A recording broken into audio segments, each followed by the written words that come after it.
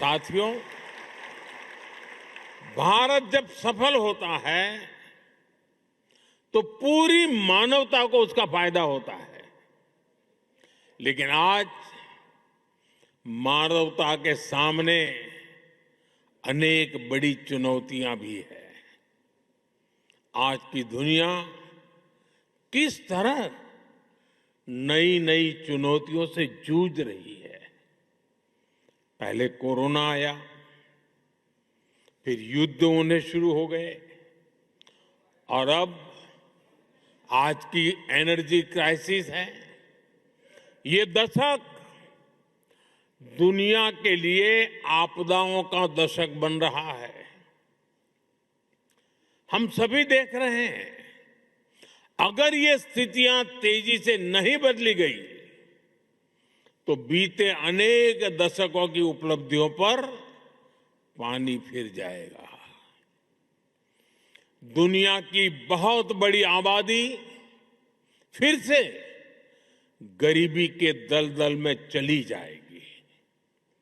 साथियों, ऐसी वैश्विक परिस्थितियों में आज दुनिया रेजिलिएंट सप्लाई चेन की बात कर रही है और तब भारत और नीदरलैंड मिलकर एक ट्रस्टेड, ट्रांसपेरेंट और फ्यूचर रेडी सप्लाई चेन बनाने में जुटे हैं।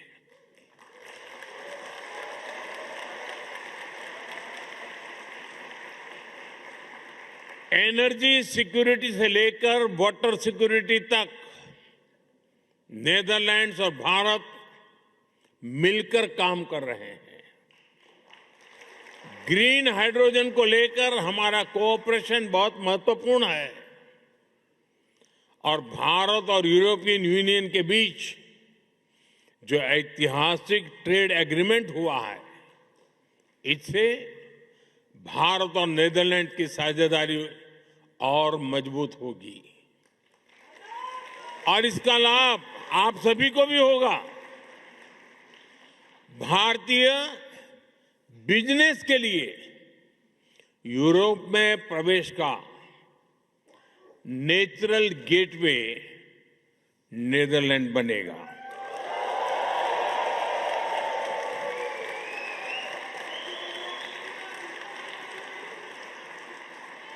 और इस जर्नी में हमारा डायस्पोरा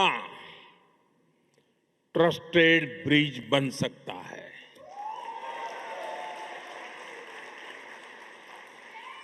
और मैं इसलिए कहता हूं कि डायस्पोरा इंडिया की एम्बिशन को भी समझता है और यूरोप के स्टैंडर्ड्स को भी जानता है।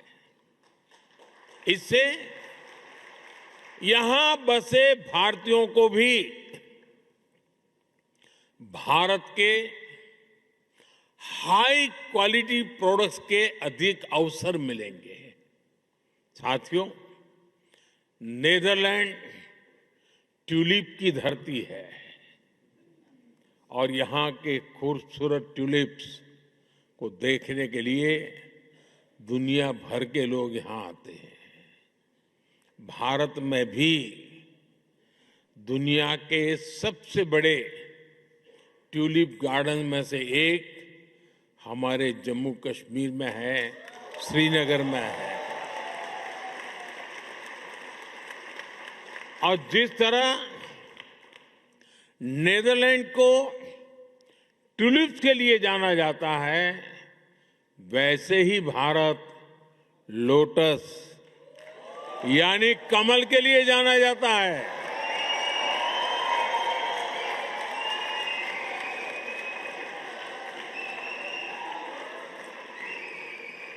साथियों, ट्यूलिप और कमल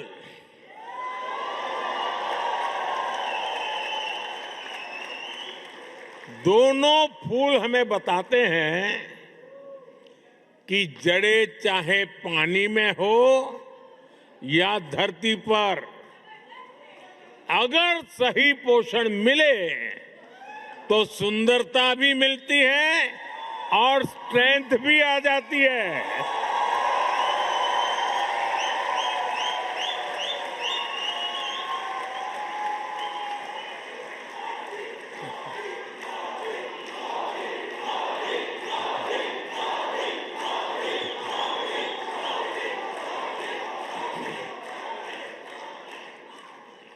यही भारत और नीदरलैंड के बीच पार्टनरशिप का भी आधार है।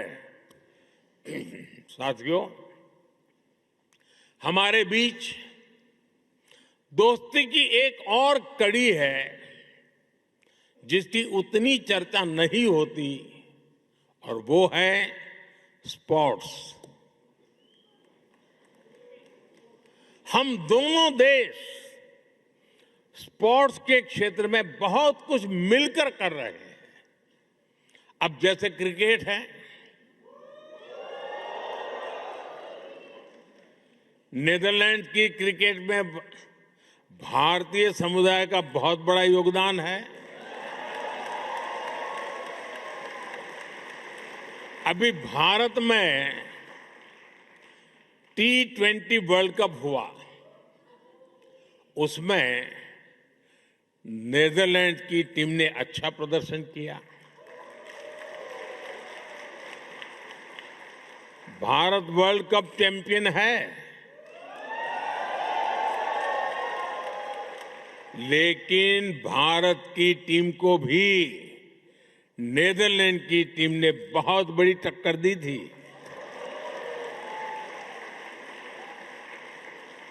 जब हम तेजा निदामनुरू और विक्रमजीत सिंह को नीदरलैंड की जर्सी में देखते हैं, या फिर जब आर्यन दत्त जैसे युवा खिलाड़ी डच क्रिकेट के फ्यूचर में कंट्रीब्यूट करते हैं, तो हम सभी को बहुत अच्छा लगता है।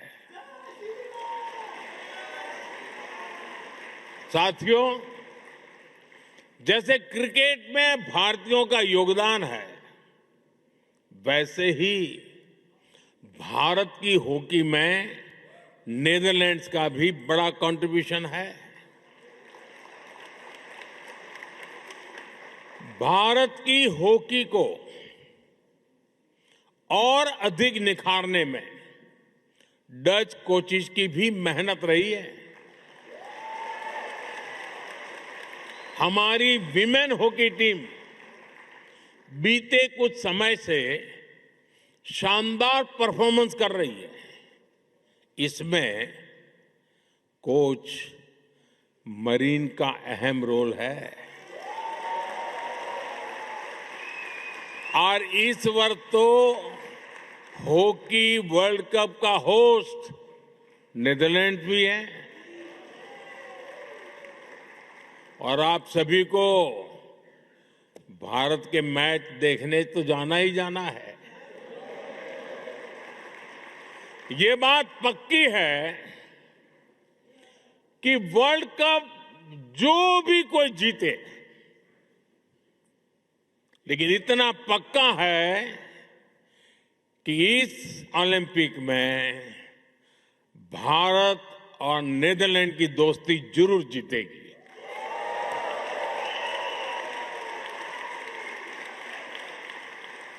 साथियों, भारत और नीदरलैंड के बीच के रिश्ते की असली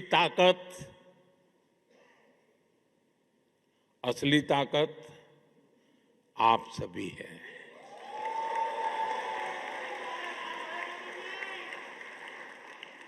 आप इस पार्टनरशिप के जीवंत सेतु हैं, जीवंत ब्रिज है।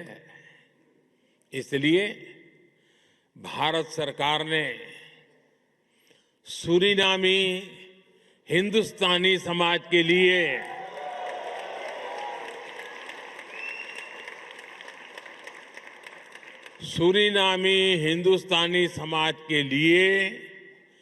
OCI कार्ड की एलिजिबिलिटी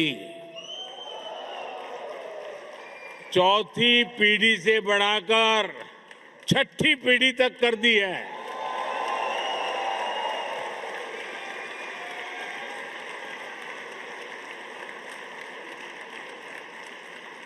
साथियों,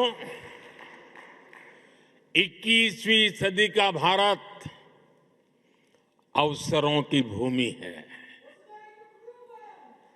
भारत टेक्नोलॉजी ड्रिवन भी है और ह्यूमैनिटी ड्रिवन भी है। भारत जितना एंशिएंट है उतना ही मॉडर्न बन रहा है। इसलिए ये समय भारत में आपके पुरखों के गांव से जुड़ने का भी है और विकसित भारत की जर्नी में भागीदारी का भी है। मैं नीदरलैंड्स में भारतीय समुदाय के सभी साथियों से कहूंगा, आप भारत में ज्यादा से ज्यादा सहयोग बढ़ाएं। इससे भारत का सामर्थ्य भी बढ़ेगा और आपके इन्वेस्टमेंट पर रिटर्न भी ज्यादा मिलेगा।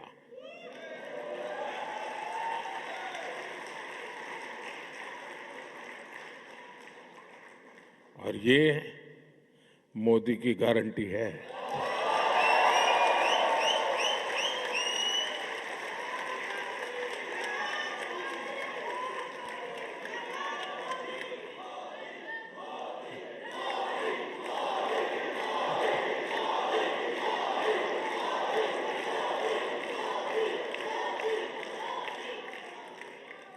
मैं इसी भाव के साथ इतनी बड़ी तादाद में आप सब आए, आप सबके दर्शन करने का सौभाग्य मिला, मुझे बहुत खुशी हुई।